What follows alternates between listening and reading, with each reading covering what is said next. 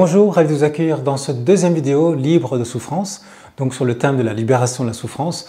On a vu dans la première vidéo de la semaine passée que la souffrance, finalement, on peut dire qu'elle a en quelque sorte comme un but. Et le but de la souffrance n'est pas de nous faire souffrir, mais le but de la souffrance est de nous forcer à nous libérer de ce qui nous fait souffrir, de chercher un endroit où là, il n'y a pas de souffrance. Et où est-ce qu'il n'y a pas de souffrance? On a pu chercher longtemps dans notre vie des endroits à l'extérieur, avec des lieux, avec des personnes, avec des situations professionnelles ou autres. Et on se rend compte que partout, quelles que soient les situations, les lieux, il y a toujours quand même de la souffrance, il y a toujours de la frustration, il y a toujours de la déception. Alors, quel est le seul endroit où il n'y a pas de souffrance? Eh bien, c'est justement en retournant son attention, c'est à l'intérieur de nous. Là, on rentre dans une vision plus spirituelle qui va déboucher, vous allez voir, sur une pratique dans la dernière vidéo, la 4e. Et donc, on a vu qu'en fait, il y a une partie de nous, on va le voir de manière pratique après, il y a une partie de nous en fait qui ne souffre pas. C'est la partie, l'état témoin, comme on appelle ça, ce témoin qui est tout le temps là, qu'on ait des expériences de joie ou de souffrance, il y a toujours une partie de nous, quand je dis nous, c'est une présence en fait, une conscience qui est pure et qui n'est pas affectée par ce qui se passe sur le film de notre vie. L'écran, quelque part, est toujours le même, que ce soit un film triste ou un film gai. Et on a vu que finalement, dans la vie d'un être humain, c'est une expérience de souffrance, ou pour être plus précis, idéalement une expérience de joie et de douleur, puisque la vie est impermanence et donc naturellement nous aurons de la douleur. Rappelez-vous, on avait vu la différence entre douleur et souffrance. Vous vous souvenez que la douleur, c'est une sensation qu'on va, en tant qu'être humain, qu'on va vivre, c'est une expérience humaine. Ce n'est pas un problème en soi, ça fait partie des règles du jeu, un peu comme si vous voulez jouer au football, on ne peut pas jouer avec les mains, on est obligé de jouer avec les pieds.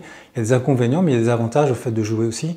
Le jeu de la vie, c'est expérimenter des joies extraordinaires, mais aussi de la douleur, parce que tout est impermanent et donc tout a une fin, et donc tout ce qui peut nous procurer du plaisir, que ce soit des situations, des objets ou des personnes, des lieux, mais à un moment donné, ça finit par disparaître. Et puis nous-mêmes, en tant qu'être humain, en tant que corps, nous vieillissons et nous disparaissons.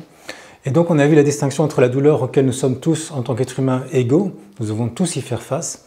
Nous allons tous avoir des douleurs physiques, et puis également des douleurs psychologiques. Et puis distinguer la douleur de la souffrance, qui est une création mentale. La souffrance étant en fait une résistance à la douleur. On pourrait presque dire que la douleur fois la résistance égale la souffrance. Et donc on souffre parce qu'on résiste mentalement à la douleur, on ne l'accepte pas. Et en fait, en résistant, comme si vous êtes coincé dans des sables mouvants, eh bien vous vous enfoncez, donc vous maintenez votre douleur. Non seulement vous l'entretenez, mais en plus vous la faites perdurer et vous l'aggravez. Et on verra donc dans la prochaine vidéo qu'en fait finalement on finit par créer une mémoire de douleur, un corps de douleur, un corps de souffrance aussi on dit, qui fait que mon mental est tout le temps agité parce que mon corps a mal, mon corps souffre et donc mon mental souffre aussi. Et ce corps de souffrance est activé très régulièrement par la situation. Vous avez remarqué que le monde, ce n'est pas un monde de contes de fées comme on nous l'a vendu quand on était petit, et que donc à tout instant on peut être activé. On peut activer ce corps de souffrance et c'est ce qu'on verra dans la prochaine vidéo. Donc dans la première vidéo, on a vu que donc cette douleur, eh bien la meilleure chose à faire, c'est d'y faire face tout simplement. Vous savez, on peut avoir une douleur physique, on peut essayer de la diminuer par des soins, mais on ne peut pas éviter le fait qu'on va avoir des douleurs physiques. On peut être prudent, bien sûr, mais on aura des douleurs physiques. Et puis, on aura aussi des douleurs psychologiques. Des douleurs physiques, c'est des accidents, on ne peut pas éviter, on ne peut pas avoir 0 accident dans une vie, c'est pas possible. Et puis, on peut aussi avoir des douleurs psychologiques, c'est notamment des deuils, deuil d'une situation, d'une personne que vous aimez qui disparaît, ou deuil d'une rupture amoureuse, par exemple, deuil d'une rupture, une rupture, c'est donc le deuil d'une personne que vous aimez, et ça peut littéralement vous déchirer le cœur, vous avez l'impression de mourir, en fait, la douleur est tellement intense, tellement forte, et plus on y résiste à cette douleur, plus elle perdure, parce que normalement, une douleur, comme toute expérience humaine, comme tout phénomène humain, c'est quelque chose qui est passager. Et donc, finalement, vouloir résister à la douleur, c'est vain et futile, et c'est même fou puisque ça va l'augmenter. Alors on peut essayer de l'anesthésier avec des produits, on peut essayer de la fuir, on peut essayer de se distraire en étant tout le temps en contact avec plein de gens sur notre téléphone, de ne pas voir, mais en réalité tout ça ne nous aide pas à long terme puisque cette douleur, elle se cristallise dans le corps et elle s'amplifie en fait. Donc l'idée, c'est une douleur, c'est finalement une émotion qui est bloquée dans le corps, il y a une crispation, et puis l'idée, c'est que cette énergie, une émotion, c'est l'énergie bloquée, puisse circuler dans le corps en fait. Et donc ça va nous traverser, ça va prendre un certain temps, mais c'est passager. Et donc il y a tout un processus, on verra ça dans la dernière vidéo, qui peut nous aider. La souffrance, par contre, c'est bien d'y faire face. Et on a vu qu'on peut y faire face dans la solitude. Quand je dis par contre, parce que cette souffrance, elle est en grande partie due à notre façon de considérer les événements. On avait vu donc que la souffrance, c'est une pièce avec deux faces, il y a la partie mentale et la partie émotionnelle, et les deux s'auto-activent en fait. Aujourd'hui, donc, dans ce deuxième vidéo, on va parler plus de la partie mentale et on va parler des pensées. Et je vais commencer par vous poser une question. La question est la suivante, c'est... donc je vous donne une phrase et vous devez la compléter. Ce n'est pas une question, c'est plutôt une phrase à compléter. Donc comment vous compléteriez cette phrase? Alors, tout serait très bien si... Tout serait très bien si seulement... Et vous complétez la suite. Donc tout serait très bien si ceci se passait, si seulement il y aurait ça, ça, ça. Et beaucoup de gens vont dire, tout serait très bien si je pouvais récupérer mon travail, ou si je pouvais être augmenté, ou si je pouvais vivre dans un autre pays, ou si ceci, ou si cela, ou si cette personne-là pouvait revenir, ou si... Et en fait, on va mettre plein de conditions à notre bonheur, en fait. Et ça sous-entend que l'instant présent n'est pas OK, mais que ce serait beaucoup mieux demain si ceci se passait, ou c'était mieux avant quand ceci se passait. Donc en fait, on est en lutte contre le présent. Et évidemment, toute résistance à l'instant présent va générer encore plus de souffrance. Donc quand vous complétez la phrase « tout serait très bien si » et vous trouvez quelque chose, ça veut dire que donc il y a une partie mentale qui entretient cette souffrance, qui devient du malheur par la suite si vous l'entretenez souvent. Si vous avez souvent ce genre de considération, ce serait tellement mieux s'il y avait ceci, eh bien tant qu'on le croit, et on peut le croire à un niveau inconscient, sans le dire forcément consciemment, mais on le croit, eh bien ça va générer tout le temps de la frustration évidemment. On a vu qu'il y a des pensées conscientes et des pensées inconscientes, les pensées inconscientes étant les croyances. Donc, à chaque fois que nous sommes blessés, je vous invite maintenant à penser à une situation qui vous frustre, qui vous blesse, qui vous met en colère, qui vous attriste, donc qui vous crée de la souffrance en fait. Je vous invite à y penser et à observer. Et c'est assez simple à observer finalement, c'est que cette situation est accompagnée de considérations mentales sur comment vous jugez la situation, comment devraient être les choses idéalement. Vous voyez? Donc en fait, vous êtes peut-être en colère parce qu'il s'est passé telle chose, il y a eu une injustice, ou quelque chose au travail, ou à la maison, avec les enfants, ou quelque chose qui vous met en colère, ou qui vous attriste, et vous vous dites certaines choses sur ces personnes ou ces situations, vous avez des jugements, vous avez aussi des suppositions, et peut-être ça va être pire après dans le futur, vous vous comparez peut-être avec d'autres personnes, donc en fait il y a beaucoup de pensées qui sont attachées à cette souffrance, donc les deux faces d'une même pièce. Maintenant imaginez qu'on enlève qu'on puisse faire disparaître, comme s'il y avait une sorte de perte de mémoire, toutes les pensées liées à la situation que vous avez choisie. Donc imaginez qu'il n'y a plus du tout de pensées. Il n'y a plus de pensées conscientes, et il n'y a même plus, donc il n'y a plus de commentaires sur ce qui se passe, mais en plus, il n'y a plus également de croyances là-dessus. Donc il n'y a même plus de lecture, il n'y a plus de considération, c'est bien, c'est mal, c'est juste un événement qui vous arrive et qu'il faut gérer. Mais comment vous vous sentiriez dans ce cas-là? Évidemment, constatons-le, eh bien la souffrance serait beaucoup moins forte. J'avais dit en première vidéo, la souffrance peut diminuer de 50 à 80%. Ben, sans doute la souffrance serait énormément diminuée parce que vous vous rendez compte que c'est cette lecture en fait de l'événement qui génère de la souffrance dans le corps. Puisque c'est toujours ressenti bien sûr une souffrance, hein. Ce n'est pas quelque chose qui est une vue de l'esprit, c'est généré par une croyance et des pensées, mais c'est ressenti dans notre corps. Et donc imaginez que toutes ces considérations mentales disparaissent. Est-ce qu'il resterait encore de la souffrance? C'est la question qu'on peut se poser. Alors oui, on va le voir dans la prochaine vidéo, il resterait quand même un résidu de souffrance du passé, mais en tout cas on n'en rajouterait pas. Et donc cet événement serait peut-être inconfortable, serait peut-être embêtant, désagréable et vous allez le gérer de manière fonctionnelle. Mais si vous ne rajoutez pas donc une lecture dessus en disant ça ne devrait pas être comme ça devrait être autrement, et c'est pas juste, et c'est dégueulasse, ou c'est vraiment pas chouette, ou je me suis fait manipuler, ou je suis nul, parce qu'on va beaucoup se juger aussi, ou voilà, j'ai été maladroit, ou qu'est-ce que je suis bête, ou j'aurais dû être plus ceci, plus cela, eh bien, si on enlève tout ça, il résulte la situation. Et constatons simplement que sans la pensée, sans le mental, sans les croyances, ça va déjà beaucoup mieux. Donc, voyons que ces croyances, finalement, sont un peu les bases de notre souffrance. Et en fait, ça vient de très très loin. On a des croyances de base, des croyances racines, qui conditionnent notre souffrance existentielle dans la vie. Parce qu'on a une souffrance face à des événements, mais on a une souffrance aussi de fond, comme s'il y avait tout le temps une couche de souffrance en nous, une sorte de stress permanent, d'anxiété permanente, où en fait on considère finalement qu'il y a quelque chose qui ne va pas. Il y a toujours un problème. Et quand on prend une structure d'une croyance, la croyance en fait, les croyances qui sont génératrices de souffrance, si on regarde leur structure, c'est une structure simple avec deux éléments. C'est toujours deux éléments. Le premier élément c'est moi, je. Et ça va être des croyances du style « je suis » ou « je ne suis pas », ou « j'ai » ou « je n'ai pas ». Donc c'est « je suis malchanceux », ou « je n'ai pas de chance », ou « je suis nul », ou « je ne suis pas intelligent », ou « je suis capable » ou « je ne suis pas capable ». Et c'est plutôt « je ne suis pas capable » qui va générer de la souffrance. Je suis imparfait, je n'y arriverai pas, je suis trop faible, vous voyez, ou je ne suis pas assez fort. Donc c'est des croyances sur nous, ça c'est le premier élément. Et puis le deuxième élément, c'est les autres et le monde. Et donc il y a une sorte de dualité qui est créée entre moi et le monde. Donc moi déjà ça va pas trop, puis en plus je dois faire face à un monde qui est pas évident. Le monde est dangereux, le monde est insécurisant, le monde est rempli de gens à qui on ne peut pas faire confiance, il faut se méfier, la vie elle est dure.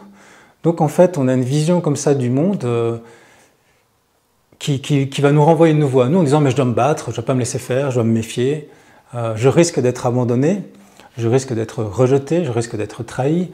Je ne suis pas capable, j'ai besoin des autres, je suis faible, je suis incompétent. Et donc vous voyez, quand on a ces croyances en fond dans notre vie, depuis tout petit en fait, évidemment vous comprenez que ça vient depuis les premières années, ces croyances sont mises en place de manière inconsciente dès les premières années, mais quand on a ces croyances en fond, évidemment, c'est pas joyeux et la vie est difficile parce qu'on est tout le temps stressé, inquiet, crispé, aux aguets. Et on se dit, qu'est-ce qui va encore m'arriver? Là, ça va, mais qu'est-ce qui va encore m'arriver? Un peu presque comme dans le film avec Benoît Poelvoort, je ne sais plus comment ça s'appelle, je crois que ça s'appelle C'était mieux demain, je crois, je ne sais plus, où il a que des problèmes, puis tout d'un coup, il n'a plus de problème, et là, il commence à aller très mal parce qu'il dit, mais c'est pas normal, qu'est-ce qui va me tomber dessus? Vous voyez, on est tout le temps aux aguets en fait, et on est tout le temps en mode survie en quelque sorte. Évidemment, ça nous fait vieillir plus vite, c'est stressant d'être en mode survie. C'est pas bon pour la santé, c'est pas bon pour l'humeur, on ne peut pas être joyeux parce qu'on peut être un peu joyeux mais il faut quand même se méfier en fond. Et puis on a tout le temps une frustration quelque part parce qu'on peut avoir cette impression, cette croyance qu'en finalement les choses, finalement, au fond c'est simple. Si on résume très simplement, c'est ça devrait pas être comme ça, ça devrait être comme ça, ou ça aurait pu être autrement. Donc quelque part c'est toujours mieux demain, ce sera mieux demain, ou ce serait mieux avec telle personne, ou ce serait mieux si c'était comme hier. Vous voyez, en fait, c'est jamais bon maintenant. Donc, il y a toujours une frustration, une insatisfaction, une forme d'incomplétude, en fait. Et cette souffrance humaine vient de ces croyances de base, en fait. Donc maintenant, ce que je vous invite à faire, et donc on verra un processus dans la 4e vidéo, parce que là, on va voir aussi le corps de souffrance dans la prochaine vidéo, mais ce que je vous invite déjà à faire ici, c'est de remettre en question ces croyances, parce que considérons et comprenons qu'en fait, elles ne sont qu'un point de vue. C'est-à-dire que c'est un point de vue d'un petit enfant, peut-être d'un bébé, qui, avec le monde qui était autour de lui, avec les marques de tendresse ou pas de tendresse, l'amour ou pas d'amour, de la violence ou pas de la violence, de la chaleur ou pas de chaleur, et puis des tas d'expériences qu'il a vécues, cet enfant rapidement a tiré des conclusions sur le monde et sur ce qu'il est, ce qu'il doit faire pour survivre. Par exemple, il faut que je me batte, je dois me battre, ou je dois plaire aux autres, je dois vraiment être gentil, je dois rendre service, ou je ne suis pas compétent, j'ai besoin des autres. Donc il y a des tas de croyances qui sont en fait des conclusions hâtives, erronées, qu'on a tirées à un moment donné pour survivre, pour s'adapter, pour essayer de survivre donc. Mais ces conclusions, ces points de vue qu'on a eus de manière inconsciente il y a très très longtemps dans notre vie, continuent en nous, c'est là-dessus que c'est basé quelque part notre personnalité, puis on a mis des mécanismes de défense pour essayer de s'adapter dans ce monde, mais avec en fond ces croyances qui sont un peu les fondations de notre souffrance. Alors imaginons que ça disparaisse. Imaginez si vous ne croyez plus en ça, vous ne croyez plus les croyances que je viens de vous dire, je suis imparfait, j'ai besoin des autres, le monde est menaçant, dangereux en permanence, ou je vais être abandonné, je vais être rejeté. Imaginons qu'on ne croit plus tout ça, ça disparaît. Ben, ce serait comment? Comment est-ce qu'on vivrait sans ces croyances? Ben, on gagnerait déjà beaucoup d'énergie. Pourquoi? Parce qu'on ne devrait plus lutter en permanence contre un monde hostile. En fait, on ne devrait plus prouver quelque chose, on ne devrait plus essayer de faire sa place, comme on dit. On ne devrait plus lutter. Donc si on ne doit plus lutter, hein, c'est un gain d'énergie extraordinaire. L'énergie, il y a plus d'énergie. Et s'il y a plus d'énergie, qu'est-ce qui se passe? Ben, il y a plus de santé dans le corps, et puis il y a beaucoup plus de joie. Et donc on peut encore faire plus de choses. Donc vous imaginez, si ces croyances pouvaient être remises en question et disparaître, ce serait magnifique. Et imaginez maintenant qu'elles ne sont jamais remises en question, elles ne disparaissent jamais, elles sont toujours là. Et toute votre vie, vous allez garder ces croyances. Qu'est-ce qui va se passer en termes de conséquences sur votre santé, sur votre vie sociale? Mais vous allez de plus en plus vous crisper, de plus en plus vous fermer. Et voilà, et en fait, c'est une sorte de mort lente, en fait. C'est une torture, en fait.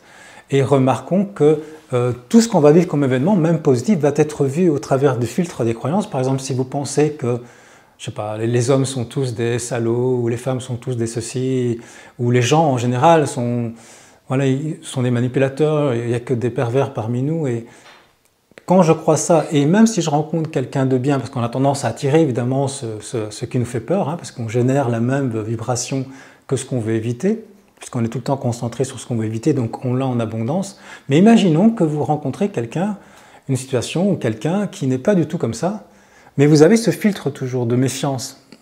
Alors qu'est-ce que vous faites inconsciemment? Eh bien, vous essayez de chercher la faille chez la personne. Ce n'est pas possible parce que ce n'est pas dans votre fil de perception. Vous dites, ah, c'est merveilleux, mais oui, mais... Et on cherche. Et puis, il suffirait que la personne, parce qu'elle est fatiguée, ou parce qu'elle est inattentive, ou parce qu'elle a des défauts, elle a un comportement ou un mot qui peut vous toucher, et ça va directement rentrer dans le fil en disant « Ah, ça c'est peut-être quelqu'un de manipulateur, c'est peut-être quelqu'un de ceci, de cela.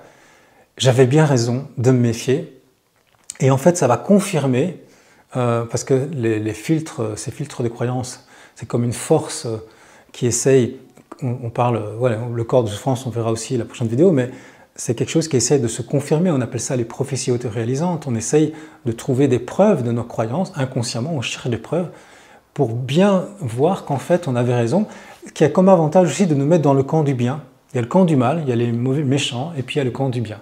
Donc voilà, c'est une façon de quelque part, de se protéger et essayer de survivre en fait, en disant mais moi je suis quelqu'un de bien et puis j'arrête pas de me faire abattre par tous ces gens. Vous voyez, donc en fait tout ça c'est très inconscient, mais c'est bien de le mettre en lumière. Et donc je vous invite à imaginer, mais quelle serait votre vie s'il n'y avait plus tout ça? Et s'il y avait tout ça toute votre vie, comment serait votre vie? Ben, ce serait de plus en plus infernal. Parce que vous avez beau rencontrer des chouettes situations, des chouettes personnes, vous allez les salir en fait. Vous allez salir, vous allez réussir quand même à voir le petit point noir dans tout le fond blanc ou le petit point blanc dans tout le fond noir. Il y a toujours un petit truc qui ne va pas et vous allez l'agrandir et vous allez dire bah oui j'avais bien raison, j'ai jamais de chance. Donc en fait, il est grand temps finalement de se débarrasser. Et l'époque nous amène à ça, il y a une évolution de conscience dans l'humanité, vous le sentez j'espère. Il y a des tas de choses qui se passent qui nous amènent à nous poser des questions et à chercher l'endroit où il n'y a pas de souffrance. Et cet endroit où il n'y a pas de souffrance, il est dans un espace où il n'y a plus de croyances, il n'y a plus de mental. Mais pour enlever ces croyances, il faut les remettre en question. Et je vous invite à vous poser la question, mais une fois que vous avez noté vos croyances, et je vous ai donné plein d'exemples, essayez de, quand vous êtes mal, de prendre un papier et de dire, mais tiens, au fond, mais qu'est-ce que je vois, qu'est-ce que je crois sur moi et sur le monde? Je suis pas assez ceci, ou je suis trop comme ça, ou je n'ai pas de chance, ou j'ai ceci comme problème. Et le monde, il est comme ça, comme ça, comme ça.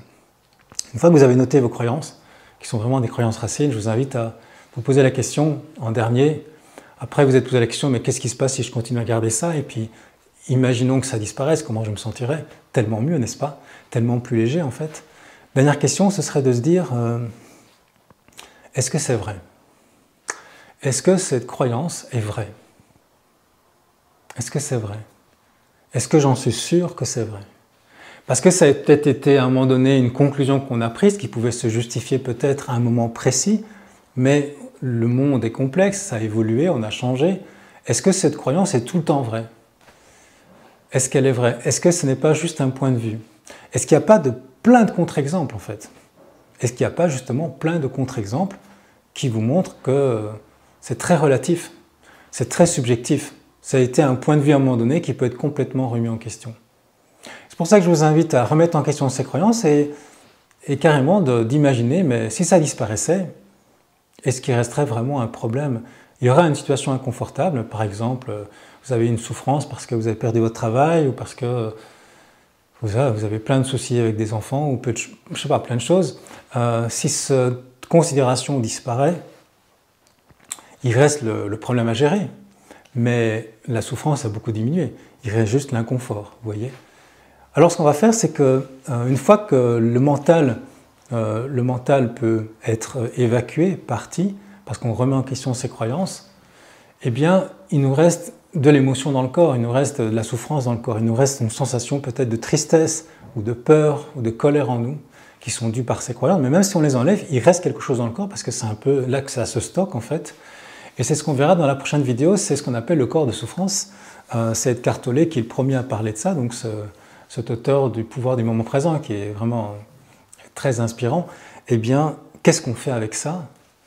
Et comment aussi, finalement, faire face à ce corps de souffrance? Une fois qu'on aura donc vu à la fois le mental comme aujourd'hui, et puis le corps, les émotions, la partie émotionnelle, le corps de souffrance, on pourra alors, et ce sera la dernière vidéo, avoir un processus, je vous proposerai un processus pour se libérer de la souffrance, en tout cas une énorme partie de la souffrance. C'est un processus qu'on pourra faire toute notre vie, faire face à la souffrance pour pouvoir justement s'en libérer et puis voir qu'il y a un espace en nous, je le répète encore, je termine avec ça, un espace en nous qui ne souffre pas, un espace en nous qui est totalement neutre et qui n'est pas soumis à l'impermanence et au phénomène impermanent de la vie. Pourquoi? Parce que cet espace, il est en permanence tranquille.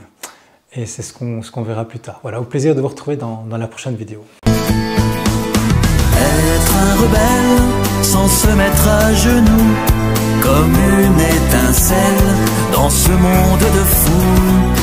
Être un rebelle sans se mettre à genoux, comme une étincelle dans ce monde de fous.